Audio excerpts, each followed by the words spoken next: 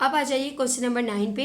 Question number 9 पे कह रहे हैं find the coordinates of the image of the point A 2,3 under a reflection in the line x is equal to 6 followed by a reflection in the line y is equal to x by showing your working on the graph paper.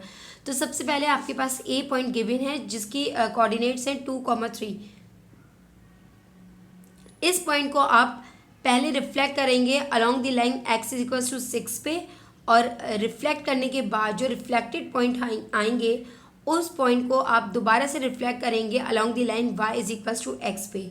ठीक है, after reflection along y is equal to x जो coordinates आएंगे उसको आप लिखेंगे, यानी तीनों coordinates आप लिखेंगे। ए प्री इमेज ए, उसके बाद फर्स्ट पे जो रिफ्लेक्शन होगी उसके पॉइंट्स, और सेकंड पे जो रिफ्लेक्शन होगी उसके पॉइंट्स। तो सबसे पहले हम प्लॉट करेंगे ए पॉइंट जो कि है 2,3।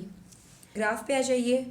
ग्राफ पे सबसे पहले लोकेट करना है 2,3 जो कि ए पॉइंट है। फ्रॉम ओरिजिन से 2 यूनिट डिस्टेंस है along X axis 1 2 and along Y axis 3 unit distance है 1 2 3।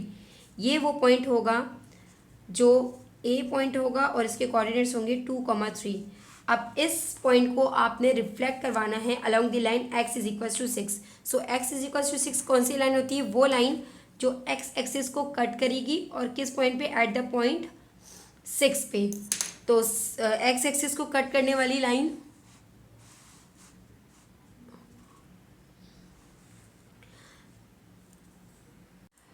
यहाँ पे देखिए, थोड़ा सा ग्राफ नीचे हो गया था, यहाँ देख लीजिए कि ए पॉइंट जो है वो 2 यूनिट डिस्टेंस है from the origin and 3 unit distance है along the y axis from origin. तो 0 से 1 2 यूनिट हम एक्स एक्सिस की तरफ चलेंगे और 3 यूनिट हम वाई एक्सिस की तरफ चलेंगे। तो इस तरह से 2,3 पॉइंट फॉर्म हो जाएगा। अब इस पॉइंट को मुझे रिफ्लेक्ट करवाना है along the line x is equal to 6। तो x इज इक्वल टू 6 ऐसी लाइन होगी जो x एक्सिस को कट करेगी और किस पॉइंट पे? एट द पॉइंट 6 पे। तो ये लाइन हो गई हमारे पास, यहाँ मेंशन कर देते हैं x is equal to 6 line. अब इस पॉइंट से ये लाइन ऑफ रिफ्लेक्शन कौन सी हो गई? ये वाली लाइन हो गई। अब इस पॉइंट से इस लाइन ऑफ रिफ्लेक्शन तक का डिस्टेंस कितना है? जितना डिस्टेंस होगा उतने ही डिस्टेंस पे इमेज फॉर्म होगी। तो इस पॉइंट से 1 2 3 4 यूनिट डिस्टेंस है, तो 1 2 3 4 यूनिट डिस्टेंस यहाँ पे इमेज फॉर्म्ड होगी। और इस क्योंकि फर्स्ट टाइम इमेज फॉर्म्ड हो रही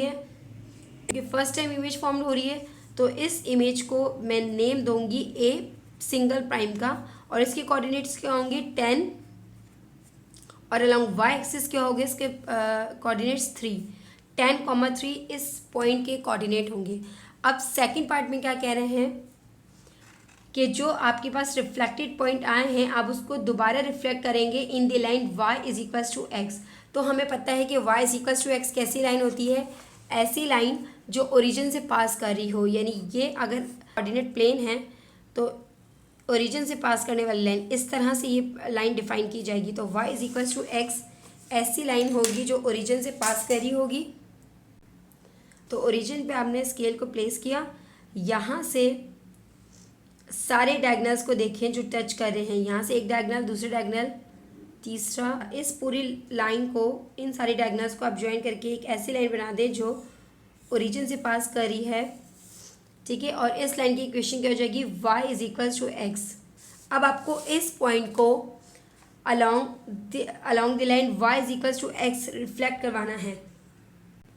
and as we know that from the question number 1 में हमने क्या किया था कि एक पॉइंट था जो डिफरेंट रिस्पेक्ट से रिफ्लेक्ट हो रहा था, यानी पहले अलोंग एक्स एक्सिस रिफ्लेक्शन हो रही थी तो कैसे कोऑर्डिनेट चेंज हो रहे थे, अलोंग वाई एक्सिस रिफ्लेक्शन हो रही थी तो कैसे कोऑर्डिनेट चेंज हो रहे थे। और थर्ड पार्ट में हमने पढ़ा था कि अगर कोई एक point along the line y is equal to X अगर रिफ्लेक्ट हो रहा था तो इसमें उसके कोऑर्डिनेट्स आपस में इंटरचेंज हो रहे थे।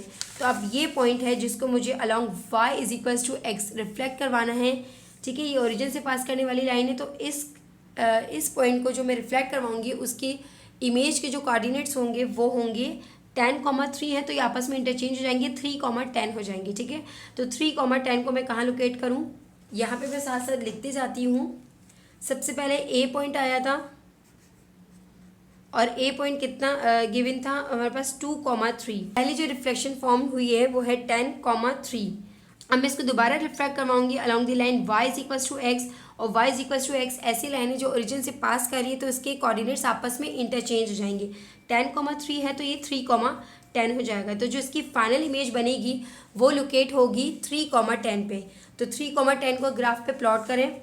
3 है अलॉन्ग एक्स एक्सिस एंड 3 है अलॉन्ग एक्स एक्सिस डिस्टेंस और 10 है अलॉन्ग वाई एक्सिस डिस्टेंस। तो 3 अलॉन्ग एक्स एक्सिस और वाई एक्सिस अलॉन्ग 10। तो यहाँ 3 से 10 पे परपेंडिकुलर लाइन पे मूव करें, ये वो पॉइंट होगा ये जहाँ पे इसकी इमेज फॉर्म्ड होगी, और इसको डिनोट करूँगी ए डबल प्राइम से 3,10। अब ये तो हो गया कोऑर्डिनेट सिस्टम वाला कॉन्सेप्ट। अगर आप प्रॉपर्टी ऑफ रिफ्लेक्शन के रिस्पेक्ट से देखें कि इस पॉइंट का इस लाइन तक जो डिस्टेंस है उतनी ही डिस्टेंस पे इसकी इमेज फॉर्म होगी। इससे पहले क्या था कि अगर लाइन इस पॉइंट से इस तरफ होती थी तो हम उसको काउंट करते थे अपवर्ड डायरेक्शन में। अगर इस साइड पे लाइन ऑफ रिफ्लेक्शन होती थी तो हम इस पॉइंट से इस लाइन तक का डिस्टेंस और उतने ही डिस्टेंस पे फॉर्म करते थे। अब यहाँ पे लाइन इस तरह से स्टिल्ट फॉर्म में है, तो यहाँ पे आप किसको कैसे देखेंगे, इसके डायगनली इसका डिस्टेंस देखेंगे। यहाँ से यहाँ तक एक डायगनल बना, यहाँ से यहाँ तक दूसरा डायगनल बना, यहाँ से यहाँ तक तीसरा डायगनल बना, तीसरे डायगनल के बाद ये जो डायगनल बना है ये 3 के बाद हाफ बना, तो 3.5 डिस्टेंस है यहाँ तक।